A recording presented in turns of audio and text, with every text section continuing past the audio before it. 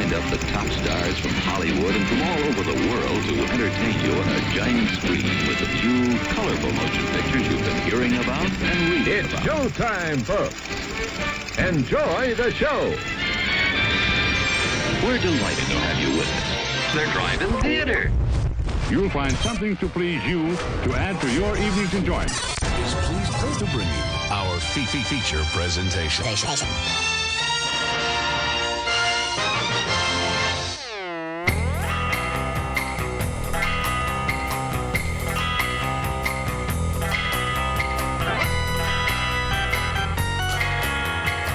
What's up, Internet? How's everybody doing out there in the World Wide Webs? Because that's where everybody exists, I think, anymore. Into the World Wide Webs, not the real world. That's anymore. where I primarily exist. Yeah. I mean, are we even real? What is real anymore? Are we human? Is there a song? Are we human or are we dancer? Yeah. What is?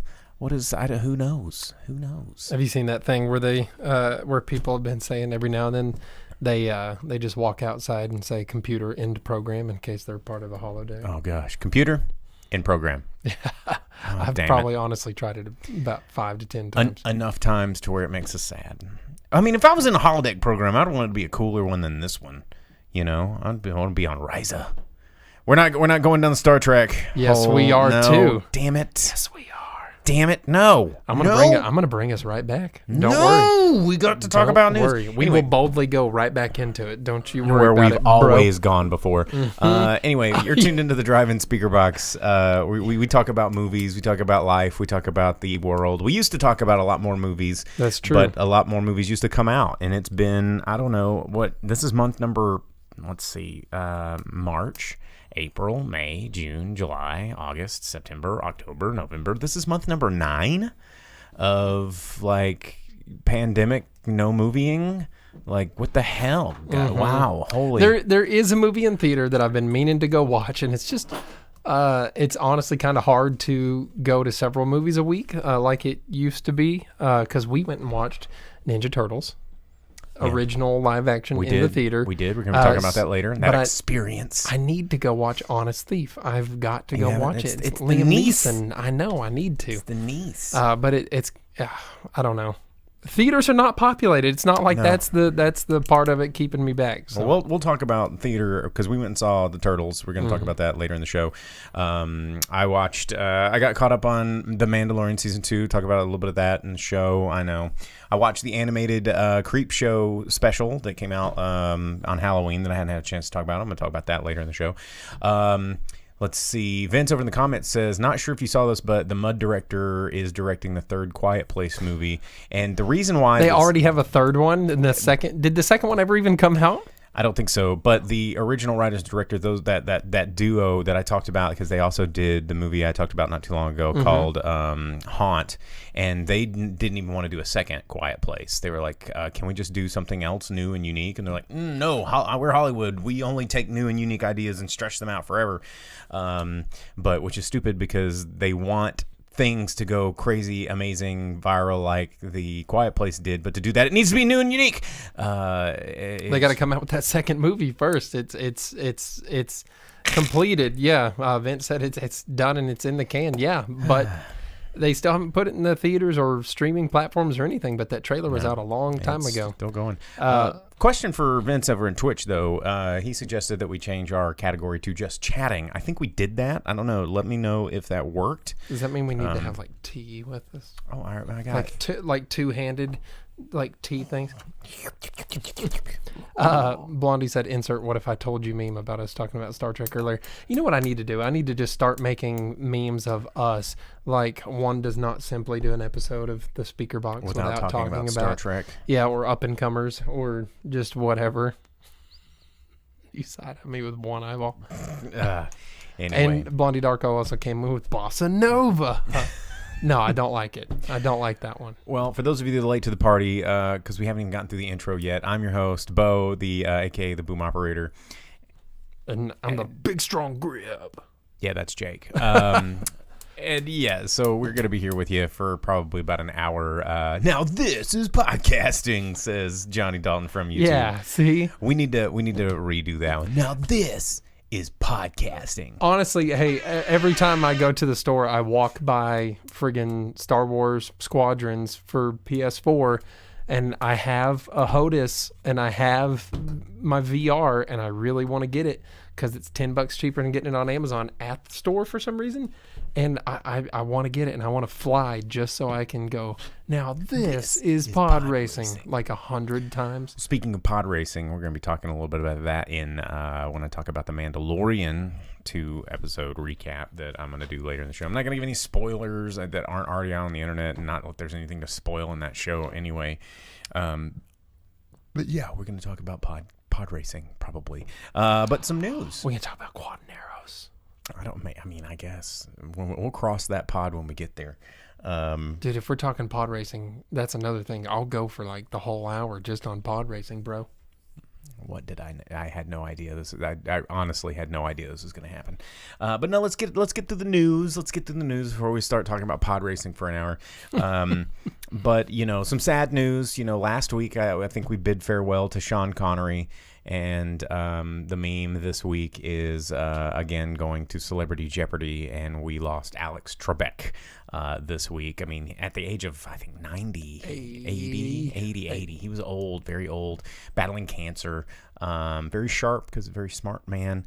But, sad day losing the Trebek. But we're going to have, it's just like the world of the internet. No one's ever really dead when they've recorded your face long enough. So we're going to have new episodes of Jeopardy all the way through Christmas. So, I mean, is he dead even? Like, that would be kind of hard. It's strange how, like Carrie Fisher in the Star Wars movie, it's like she's dead, but we're still seeing her in movies, and that's odd.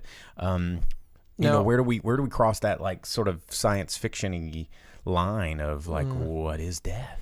Now there was talk prior to this of perhaps LeVar Burton becoming the host when Trebek was not able to. No one, foresaw him passing that quickly. But since he had been fighting that and had announced he might be leaving the show already anyhow, I think that LeVar Burton running Jeopardy would be pretty cool. Would actually start watching Jeopardy again because I love LeVar Burton. He's the coolest. I don't know if you check out, he does have a new podcast. Like everyone has a podcast these days, it seems like. Where it's just him. We've been doing this longer than podcast was even a word. Well. And we still only have like 40 followers. Like, what the hell? How we're just doing it wrong? I don't know. We're better. Like, I've been watching a lot of Twitch lately. I've been listening to even more podcasts, and my God, they're all shit. And why are you guys all listening to those and not telling your friends about us? We need some influencers here. Like, I don't know. I just need to have a budget here and start paying for placement. I did run an ad campaign for the Drive-In Speakerbox earlier. I guess it was later last year. It's probably $300. I mean, I only got like one like. Fuck that. We need some organic likes, but I don't know. That's a whole nother episode. Johnny says, Google the Teamwork Reading Rainbow video. Like he does, LeVar Burton has a podcast where it's just called LeVar Burton Reads, I believe, and he reads books, and that's amazing. So, yeah. Blondie says, kind of weird that Sean Connery and Alex Trebek died so close. SNL Celebrity Jeopardy conspiracy theory. Anyone? They do have those memes about Connery beating Trebek to the Golden Gates. Well, old Turd Ferguson beat them all. Oh, that's true. Yeah. Oh, bummer. Bummer, man. I know, right? What a hat. Anyway, so yeah, sad day. Pouring one out for old Alex Trebek. He's been on the TV for a very, very long time, and but all good things come to an end. There's a lot of everything I've cared about gone. Eddie Van Halen and Sean Connery and Alex Trebek all in close succession to one another. What does it mean? Is it a sign? It just means that everything's a big bummer right now, man. True life. You might like this though because you like old Vin Diesel. He's your favorite person ever. Him and The Rock, like because I know it was a really uncomfortable moment for you when I was at your house and I came in and there was like The Rock and Vin Diesel like like naked posters where they're all like shirtless, and you're like, "Excuse me, while I cover this up," and you put something on the wall. Like you thought I didn't. That's a real thing that happened. Yeah, but I did. But anyway, the Bloodshot 2 is apparently in production. The first one wasn't bad, man. Did you watch it? Yes, I watched it. Oh, okay. It wasn't bad. The first one was a movie that exists. I wouldn't go far as to say it wasn't bad. I'm not sitting here being like, "Yo, sick, best movie." No way. No, it certainly wasn't best movie. It wasn't bad. No, it wasn't. It wasn't. It was just a Joe action movie. I mean, it helped that it had actors. It's one of those movies we can play the card game Vince sent us to. This is true. This is very true. Anyway, so Bloodshot 2, but also in other sequels, The Witcher Season 2 has now been frozen in production because of COVID cases. And that brings up another interesting question about COVID. You know, now that we've had a pretty big week last weekend. My phone's ringing. I got to send this guy a message. Oh, this is the guy who rented the Haze. Shout outs to Beatnik Generation. Speaking of people in the entertainment industry that are having a difficult time, like this is a guy who works in live event production, and he has been out of work pretty much for 9 months. You know, no one's doing live stage and sound right now. And yeah, so I rented a Hazer from him. Smash Mouth played at Sturgis. Yeah, shout out to Beatnik, Jason Sterling. Yeah, cool. Yeah, he helped us. Yeah. He did our last event a couple weeks ago. Oh, yeah? Oh, that's right. That's right. He told me about it. Yeah, I ran the sound there. So it's good. Blondie said toss a coin to the Witcher. He needs a face mask. Yes. I hadn't read anything that said that Henry Cavill himself was affected by it, but it said that a number of the people on the crew were tested positive, so they shut the whole thing down, much like they did the Batman production and things like that. Well, and a lot of productions, you know, and I think that well, a lot of them shut down early enough before they started testing positive, but those are some of the bigger ones that went back to work to try to finish a project that was started pre being affected by COVID, and unfortunately it found its way into... I had actually gotten some phone calls for getting hired on some jobs because they knew that, you know, the bar was going to be closed. And they're like, "Hey, you doing any side production?" I was like, "Yeah, sure. Put me down." And I got some calls and they booked me. And then, of course, lo and behold, the whole thing got shut down. They got a call and they're like, "Yeah, we're going to cancel that down. There was a positive case somewhere." So I ended like half the stuff that I got... more than half the stuff that I got calls for ended up getting canceled. But it doesn't propose an interesting question. It's like, this isn't over, you know? And, you know, AMC stock rose dramatically today when Pfizer announced that they have potentially a 90% accurate or positive like COVID vaccine. And, you know, what does that even mean? But, you know, AMC stock rose by 50%, which isn't a whole lot considering their stock's like $2.50 right now. Sure. But, you know, that was down from, I guess, this time last year. It was around $15, $16 a share. I'm a shareholder. I did read an article that said that they were testing aspirin as a cure when regimented properly. So who really knows right now? The secret was in your cabinet the whole time. Yeah. But, you know, how does this affect? You know, AMC has already been on record saying they don't have enough cash reserves to last that much longer. Yeah, it's November, and they said they will be completely out of money in January. Gone. Any profit that they had, any money they had on top of what their expenses are, gone. Completely gone. I think it's really important to illustrate. This is something that I talked about on an episode of A Neat Dram that I recorded just before this that will probably air next week if you want to go follow A Neat Dram. But Andy's podcast, we were talking about a lot of different stuff, but one of the things I was talking about is how we take for granted certain things because we get used to convenience, and then in those certain rare times where the convenience runs out and we want to go back to that other thing, sometimes it's not there anymore. And I think right now, a lot of people are like, "Oh, we're cool at home, you know, we're staying safe, staying social distance, blah, blah, blah. If all the movie theaters close down, I mean, not a big deal. Like, we'll bounce back. They'll all reopen." It's like, no, the theater industry has been built off the backs of over like 100 years of theaters. You know, AMC is a very old company. Malco's an old company. These are things like if you look at like places like New York, like skyscrapers that were made and subways that were dug and bridges that were built, they don't build things like that anymore because they're too expensive to build the infrastructure. And when has the theater ever really faced anything like this? Never. And, you know, if all the theaters go away, there's not going to be some other movie fan quadrillionaire that rolls in and goes, you know what, I want to invest trillions into rebuilding a theatrical infrastructure. Like, that's not good. Like, theaters could cease to exist. Yeah, because the last time that the theater industry would have had a hard time was in World War II, right? And at that time, that was the one place that you could see the newsreels. There was no such thing as television, so people were still going to the theater for the news and things like that.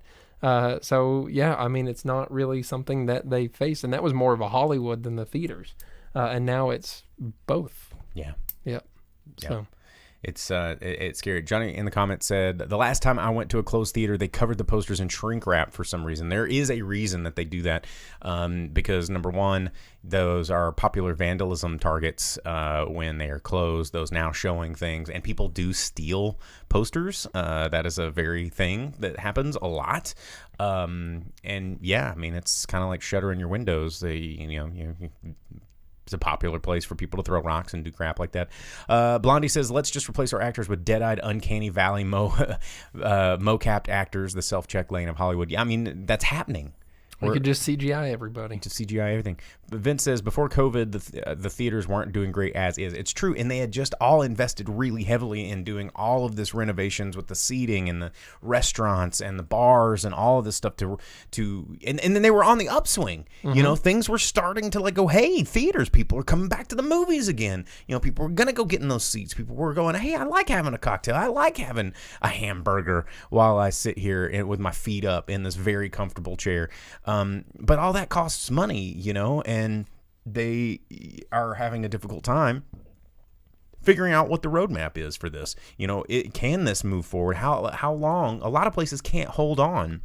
You know, it's already been talked about that they're anticipating over 100,000 small businesses will close by the end of this. And we're just talking restaurants, 100,000 restaurants, small restaurants will close, and that's just that particular sector. Well, think about the impact, the economic impact of if so much of the hospitality and entertainment, all these theaters go out, all of these, you know, restaurants go out, all of this stuff is going out, and it all gets funneled. Well, I guess now I have extra money for Disney fucking Plus, and you know, and we're funneling our capital back into the problem, and then we get sick of them screwing us over or buying these movies on Amazon like we talked about the other week, and then they yank them away because Warner Brothers decides they want to have their own streaming service, so you no longer own that Warner Brothers movie that you bought on Amazon, so now you're screwed, and you go, man, I wish that I could just go to the movie. That's true. Hey, we talked about the Hulu with the live TV last week.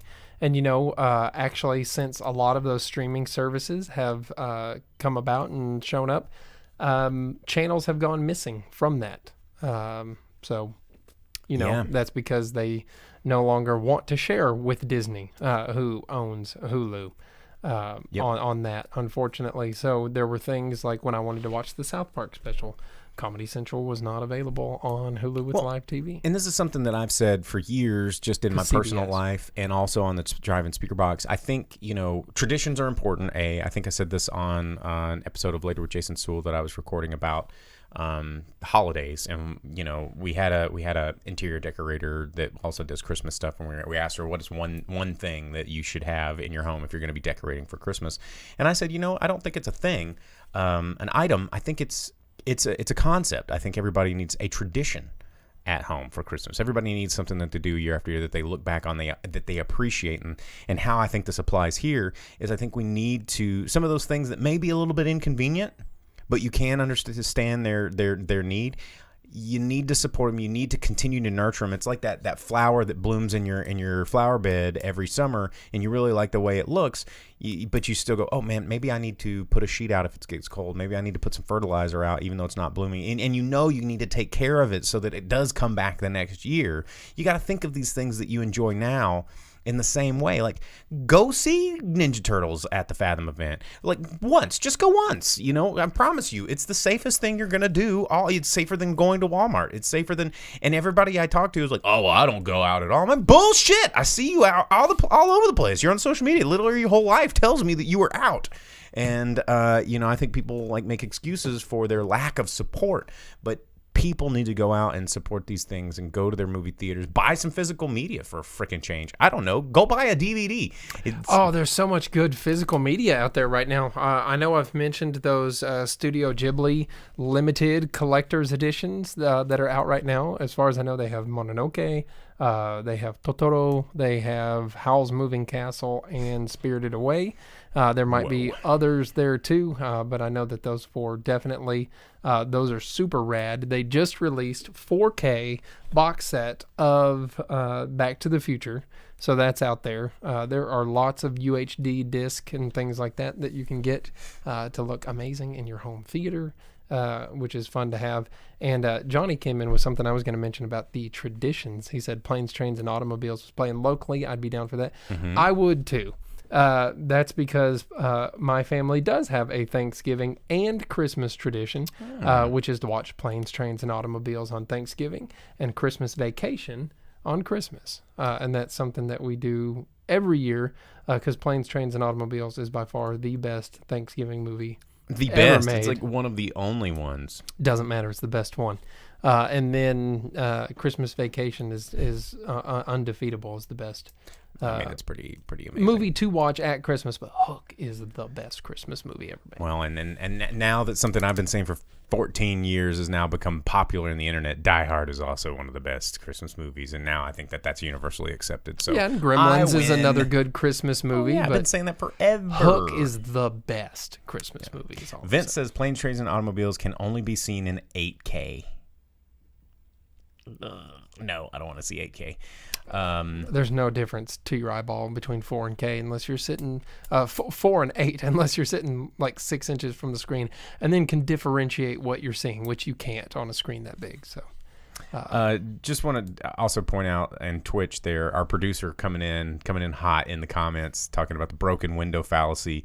If you don't know what that is, Google it. There are a lot of fallacies happening in the world right now.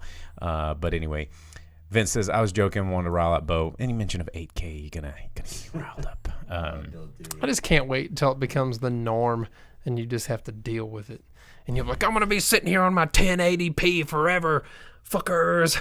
And you're gonna be way behind. I might. I mean, I still have a CRT in that other room. I don't watch it much because it's heavy as shit. But I still have physical media. You know, I'd still it's there if I need it. And you know, I'm a doomsday prepper when it comes to. I'm fine with my 4K. I still read books. You know, I still HDR 10 plus and all that stuff. So this guy. Well, you know what? I get to put all of that to use tomorrow. Oh, you get your Xbox, right? Xbox Series X comes out tomorrow, and then the PlayStation comes out on Thursday. Do you get it tomorrow, or is it going to be? I am supposed to, and if I don't, someone at Microsoft is going to be in trouble. Is going to get a stern thinking about. Mm-hmm. No, actually, my tracking number says that it's being held in place because the shipper has told FedEx that if they deliver it early, they will murder them in front of their family. So. Oh. Yeah, but it's all sitting on hold. But it's ready. It's ready to be mine tomorrow. In the comments there from Facebook, Eric Jensen says, Lethal Weapon, just like Die Hard, is a Christmas movie that takes place in L.A. Yes, this is something I've always stood behind because it's Lethal Weapon. Are you throwing that Coors out? Yeah. This is how you make friendships. It's true. Lethal Weapon is a classic Christmas film. Shane Black, funny story about Shane Black, who wrote that film, and he's a really good writer. A lot of his films take place around Christmas. He loves the holiday season as a backdrop for a lot of his movies, like Kiss Predator Kiss Bang Bang. takes place at Christmas. Okay, it might. You don't know. It's in the jungle. You have no idea. You don't know. But anyway, you know, Lethal Weapon. It's funny thing that you say that, Eric, because I have the Lethal Weapon 3 pinball machine, and I plan on putting it in our December lineup at Pinpoint. Okay. Yeah, you hit the pop bumpers, and you get what Leo wants, Leo gets. Yeah, Leo gets is his name. There's a joke. Anyway, Lethal Weapon, great Christmas film. We'll be talking about Christmas films all month long in December as we get close to What do you need side-eyeing at me? I mean, I'm just going to talk about Hook every day. Be ready for it. And we got the Gremlins Advent calendar that we're going to be opening up on the show. We're going to be opening up a week's worth of things every Monday. How fun Hook, is that going to be? Gremlins, Ball Spielberg. Hell yeah, bro. Heck yeah, dude. It's Christmas time. In Hollis, Queens. That was from Die Hard. Really, really great Christmas track. Johnny asked if Rambo's available in Mortal Kombat yet. I don't know. Producer, do you know if the ultimate Mortal Kombat 11 has come out with Melina and Rain and Rambo yet? I saw an ad with Rain.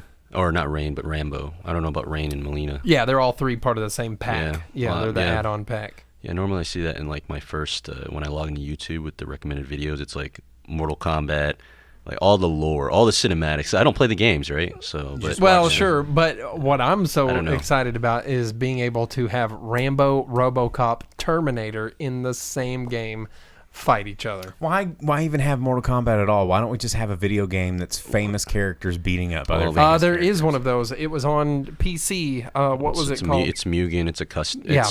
It's not really It's not official. It was a bunch of getting the rights for all that, right?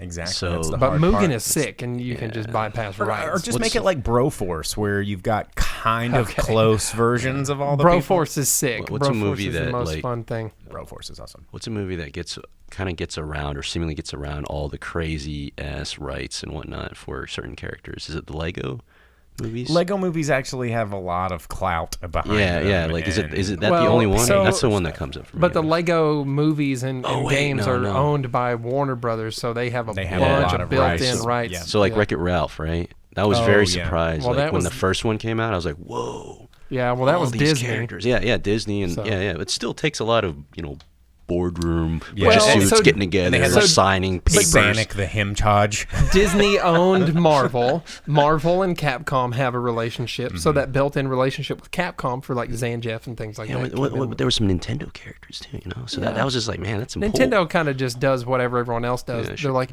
hey, that's a cool Xbox Studio game. Can we have that? And everyone's like, yeah, we'll toss you a bone, Nintendo. And they're like, yay. Oh, Nintendo. Speaking of Nintendo, has anybody played the Mario Kart Live Circuit? I never want to own one of those or have it in my house, but I'll gladly go to someone else's house so that they can motion track and 3D simulate and record your entire house for data collection, harvesting properties purposes. Don't they have little cameras on? Yes, they have tiny little cameras, and then you drive them around your house, and you can create like a augmented reality course in your house. It's pretty cool. But again, I'll never do that. I'll never welcome that shit into my home. But if any of you guys have it, I'd love to play it. Does someone that owns a home that has enough room to drive Mario Kart in? It doesn't have to. It doesn't have to be far. It could just be around your. It's not like you could drive them in my apartment. No. You passed your Vin Diesel and Rock naked posters. See, that's the perfect game that would. You guys are talking about malls. Mm-hmm. Every once in a while, talking about malls and like the closure of malls. Dude. So I remember that one episode. I don't know if it was an episode or we talked it like off air, where how malls, I predict that certain malls could be retrofitted into an AR and VR experience that will include those kind of experiences. That would be a perfect game or a perfect place. Walk in the mall and they hand you a VR headset, Well, so that you can do like in Futurama where they have the VR mall. Oh yeah, that would be cool. Predicting everything. You know what? Hold on, I need to address this real quick. I only have one poster in my entire apartment Of The Rock? No, and it's Strange Brew. Okay. Are they naked? No, dude, it's Bob and Doug McKenzie with Strange Brew, The Great White North, and it was gifted to me by a friend of ours, old Phil, because he knew how much I like Strange Brew. Yeah. But yeah, the VR and augmented reality area rooms. That's not a new idea. This is something that's been happening in other countries. We're a little behind the curve here in the U.S. But I think that'd be really. Malls are an open. Well, and then also a lot of people were talking about using them at old abandoned malls as drone courses. Think about all of the mall walkers. You could put them in like a new course, and they could just see different scenery everywhere they go. Yeah. But again, the problem comes into play here, and this is something that's happening all over the country. Is that's a lot of property, and property is expensive, and real estate and landlording is a difficult thing. So what especially in a state like ours where property tax exists and it's and the most no expensive tenant rights thing. exist either. You know, I'm not going to say any names, but there's a fellow local business that's down the street from myself that just got, you know, they were trying to open up a business there, and then their landlord decided to default their lease because they weren't paying enough rent or something. I don't know the details, but they were working hard to get this thing open and wasn't open yet. And the landlord was like, well, you know what? Screw off. If you're not just going to shovel money at us for no reason, even though you can't actually occupy this building yet. You know, like there's no way that there's a surplus of good ideas to use for these giant vacant places. Sure, there's 100 million cool things that we could use an abandoned mall for, but who's going to pay for that? You know, if you pay $25 for a session of the VR, well, it's going to take that business model. You're going to have to move several tens of thousands of people at $25 an hour to pay the whole mall's rent, and that's not a sustainable model. So, you know, this is something I put even architects and developers in check, because they don't think about this stuff in an on the ground level of how things get paid for. They go, we'll buy the building, we'll lease the building. We don't think about the micro of how the money gets generated to pay for it. We just get the checks from the rent, you know, and that's how it gets paid for. That's our micro. But there's, you know, good ideas. I remember when they were going to develop the Lumiere Theater here in town, and old Bostradamus right here on the Drive-In Speakerbox. Be our guest. Be our guest. No, it's the Lumiere brothers after the early filmmakers. But they were going to put it over on Dixon Street here in Northwest Arkansas in the old Dixon Street Theater. Oh, and yeah. They were going to renovate it to a multi-level with screens, boutique theater, and I was like, this is the dumbest idea I've ever heard. And they're like, what? You're the movie guy. But instead, all they did was build an apartment for frat boy buttholes. No, they didn't. It's still vacant. It's still they put the building up for sale. Then why did I see frat boy buttholes up there when I went to buy beer the other day? In Dixon Street Theater, it's still empty. Right above it. Oh, right above that. That's an Airbnb property above the. You talking about the Dick Lake, the Dixon Street Street Liquor. Yeah, that's a whole You know, the thing, building that it's literally glued to. I'm talking about the other side, which is a separate building altogether. But they were going to develop it, and I told them, they're like, well, this is such a good idea, you know, and these are architects and you know, designers and engineers. They're like, oh man, wouldn't it be so cool if we had this indie theater, if we had this mixed use, sustainable like thing that looks good that we read in a magazine on urban planning. And it's like, you motherfuckers don't know anything about urban planning. Magic wands. Yeah, hey, pixie dust. So we've talked about this on the show quite a bit, and it might not exist in the YouTube stuff and everything because that off my soapbox. No, hold on. That's because we've talked about it 100 times. We did remember the days in that other streaming thing that we used to use that Vince watched us on. Well, we talked about it a billion times back when Periscope was a thing. There it is, Periscope. You remember that? And we always talked about it. But another movie 2 years ago theater, another movie theater like that opened a couple of towns away. How's it doing? What happened to it? Is it done? Did COVID murder it? Oh, did pre-COVID murder it because it was an unsustainable idea? There's big shadow money behind that one. There are things in that town that exist only. Walmart town. Yes, that exist only because Walmart deep pockets allow it. It doesn't have to generate income or revenue or profits or anything like that. Well, speaking of things that don't generate profits, though. The movie business right now. Yeah. And the show. Well, hey, yeah, unfortunately for us. Carl said that our local drive-in is going to reopen again. They did post a thing saying they were cleaning their screen. Yeah, did you see that? For the first time since I've moved to Arkansas. Yeah, since the first 90s, time in my entire life. They're cleaning and repainting the screen. Yeah, and they were gonna. They said they were gonna be open again. I think it's still only for corporate stuff. They have JB Hunt listed for their corporate thing. But Carl said it would be cool if they played Planes, Trains, and Automobiles for Thanksgiving, and that would be very cool. Yeah, see the drive-in, one of those things that everyone said should have died.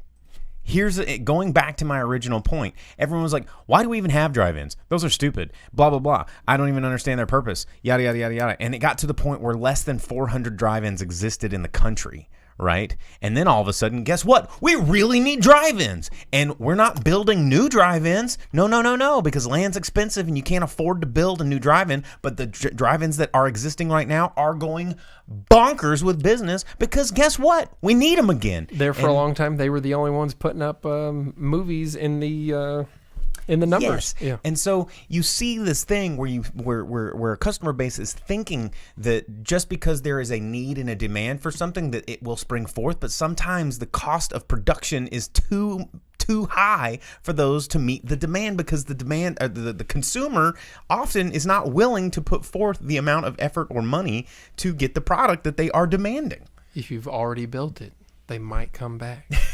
Yes, that is the field of dreamers. 112 is I saw a Facebook ad that they're closing down to remodel. So Yeah, that's what we were saying. They're cleaning the screen. Okay, that's pretty. That's the Yeah, because they've been. Vince says the one drive-in by me might be coming back because it's already been there. No one's buying like a 4-acre plot of land or 6-acre, 10-acre. Someone's just gonna go through with a bushwhacker and go, here it is. Clean out the whole place and be like, "Oh, cool." It's kind of like when I helped fight for Lewis Park here in Northwest Arkansas. It was a green space right here in the middle of the city, and the thing about building parks is you don't just go level like not Times Square, Central Park in New York. No one would go level 40 city blocks to plant trees in 2020. That's never going to happen. And if they ever developed any of it, it'd never come back because it's too expensive to do it. Same with like Lewis Park. If they took that green space away and built a bunch of apartments, they're not going to go bulldoze some houses somewhere in the middle of town to plant more trees. They're just going to bulldoze those houses and develop it even more. It's one of those things that you have to preserve them while they're here, and maybe if it's on life support, but make sure that the life is still supported, because you never know when that's going to be something that we want again and need again. And if you let it go away completely, it may never come back. This sounds like a pitch for Avatar 2. It might be. It might be.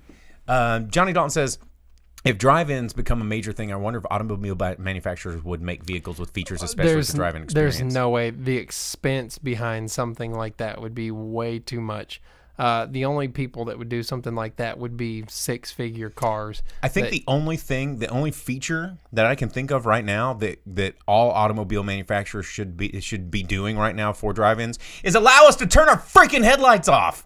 Like, remember the switch where you could go click and all of your exterior lights went out if the engine was running? Now if you turn the engine on, it's like, oh, guess what? Lights on.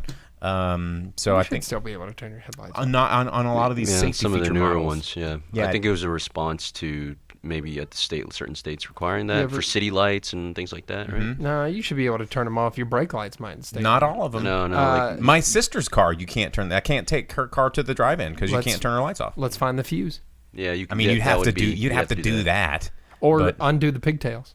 I mean, right, but that's stupid. I'm not going to go pull my dash apart just so I can go to the drive-in. You don't have to pull the dash apart. I'll do it. I'll handle it. Mr. Tuner Boy over here. Yeah. I'll bring my fuse tweezers and go. Yeah, like a switch or mode, a software mode that just able to turn off the headlights. I know what you're talking about, though. So Vince says, I turn off my engine and then it gets cold. So yeah, you need the engine on so you can adjust your temperatures or do whatever, but you got to be able to turn those lights off, and that could be a drive-in feature that we thought we didn't need, but now we do. I don't know. I think that there's a lot of things we just have to preserve. We got to preserve them, you guys. Preserve, like nature preserves. Let's preserve some cultural preserves, some entertainment preserves. Can we get a nonprofit started where we get strawberry preserves, orange preserves, marmalades? Let's get them. But if we could get like a nonprofit going where we have like an entertainment wildlife preserve where it's like, oh yeah, don't shut this down. We're preserving something it's culturally relevant, that's on the verge of extinction. Give us your money. Let's find all these tax loopholes. Wildlife preserve for people watching. That would be good. Like the mall. That's what they should do. Yes, it's a wildlife preserve for people watching. It's a social, go, cultural wildlife preserve. Shh, here comes the mall walkers. Oh, and they just go by, and you're like, they just so go majestic. Yeah, stay out of their way. Yeah, and there you go. And then there's like, you son of a bitch, you've done it. Yeah, there's like the screaming brat that runs by, and they're like, man. stand still, and he won't see you. Yeah. Oh, dude, I like it. You could put coins in the candy machines in the middle of the mall and feed the people. Oh, you get like runts Yeah. and just not the banana ones, and you can like sprinkle them out. And, Yeah, you can donate money. You know, I'm to really them. sad because our local mall, and this is something that I've been looking forward to for a really long time, since I was like a kid. And I'm worried that our mall might not be here for it, but there is a time capsule buried in our mall's food court that is set to be open next March. Whoa, really? 2021. Yeah, and I'm I don't even know if the mall knows that it's there, but I do. What year again? 2021. No, I mean, what year was the capsule? 90s. 25 years ago. 25. Oh, well, that actually isn't that long ago. Yeah, when but- the mall was being built. Yeah, it's when that wing was being built. I mean, look at the mid 90s though. It's gonna be full of pogs. It's gonna be full of shit that like I saw a kid wearing a T-shirt with that on it. It's not gonna be that, but I still want to see it. It's, Like, yeah, I it's mean, gonna be like pogs and Jinko tags and dumb stuff. I don't know what was going on in '95. everything that's going on now because the '90s are back COVID? real hard. We had COVID in '95. Oh, God, no. The '90s were dumb. Way.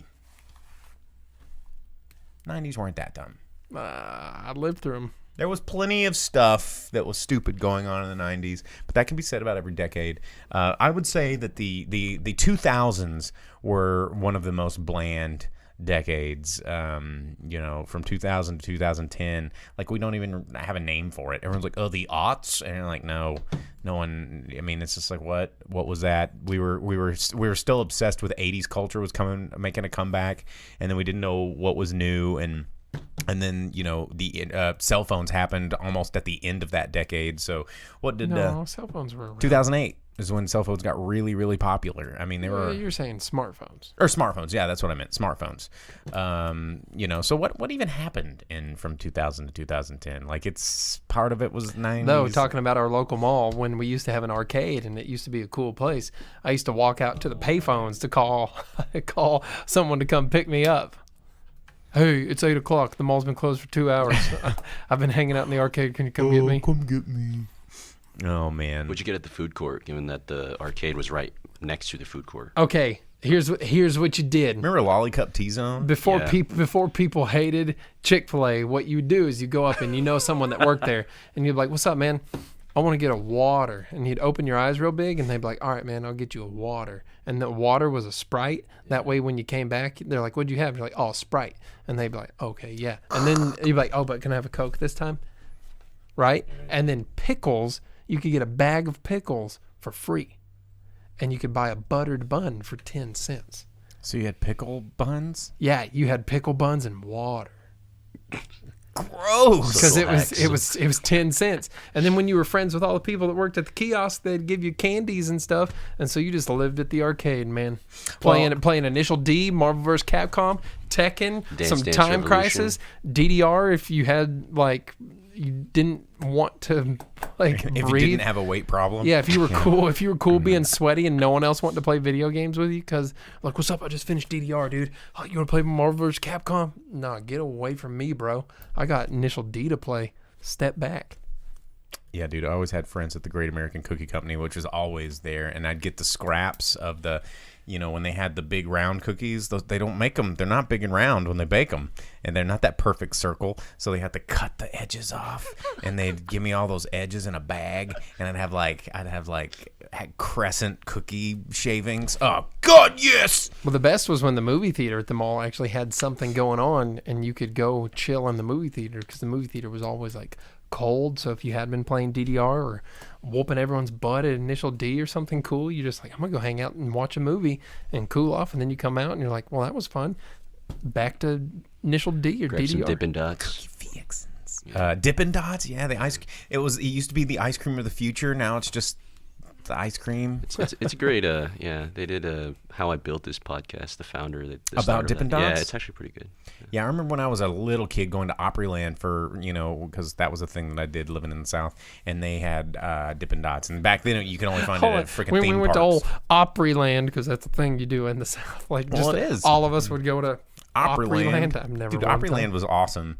I was terrified of the Screaming Delta Demon, which is like a roller coaster in a half tube, and you get in this thing that has wheels on it, so it's like not attached to a rail. It was terrifying. I did insist that one of our friends from the Dakotas go to Silver Dollar City because he's never been there. Dude, because Silver Dollar City rules. I love it.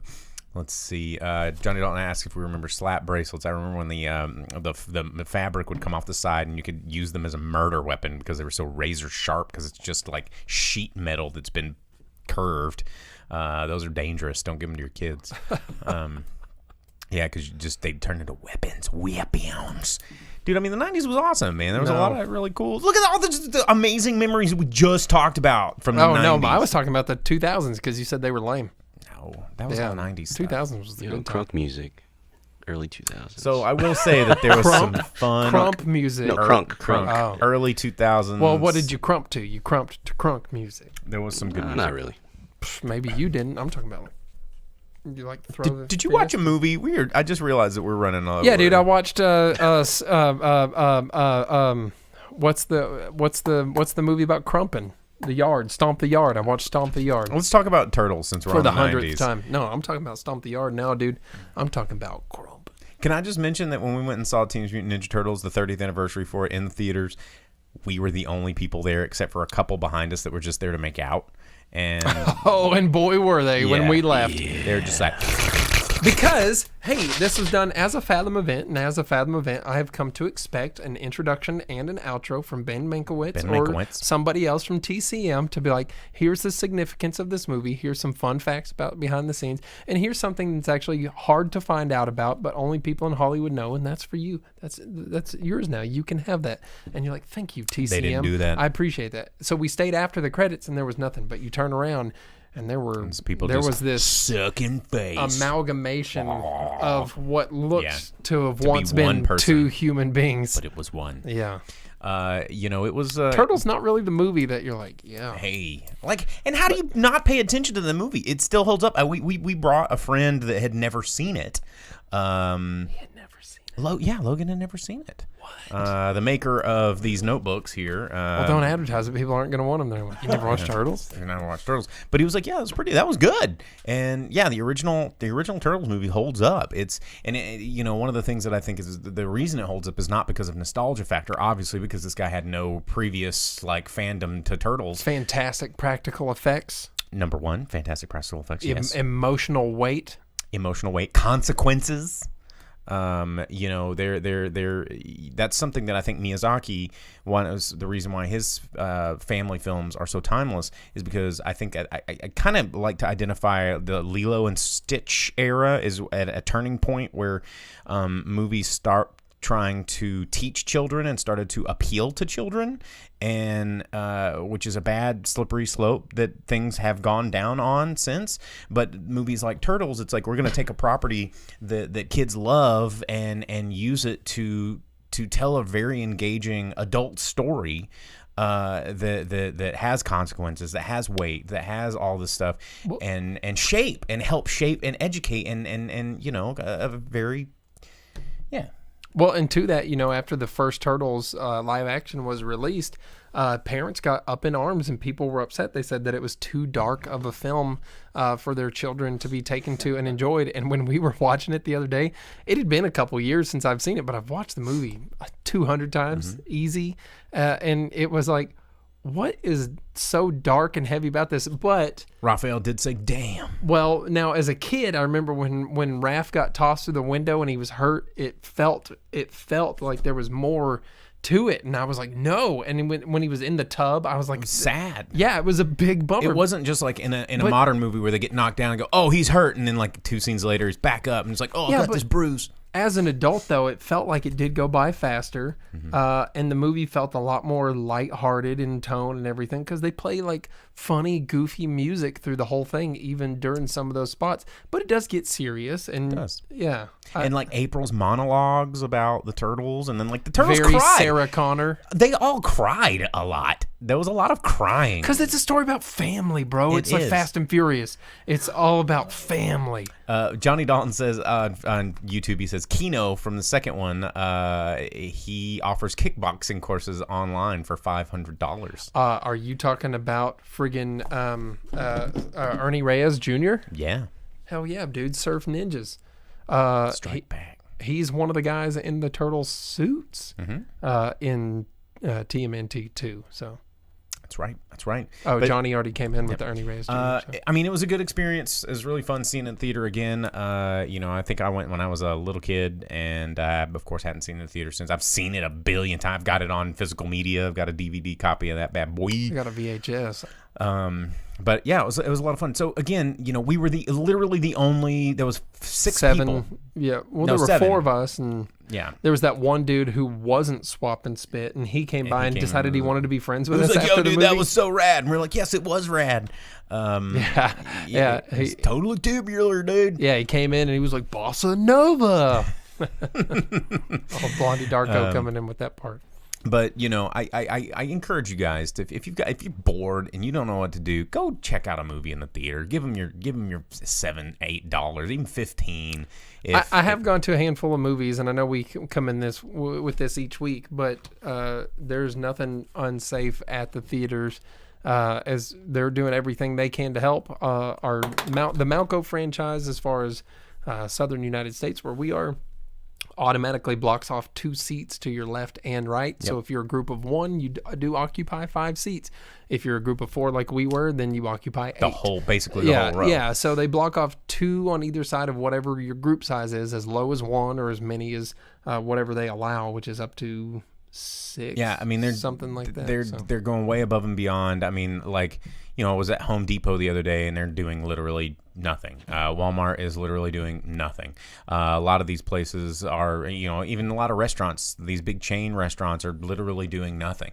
And, people are going there and going, you won't catch me in a movie theater. It's like, what's the logic here? And it's actually the separation of the rows of seats and everything, and the lack of people there has made me feel more comfortable in a movie theater than anywhere else. Mm-hmm. Actually, the 4 of us sitting as close as we were was probably the most uncomfortable I've been in a movie theater, but it was fine because it's, we're all responsible individuals and work in industries where we do have to make sure that we are avoiding that, Yep.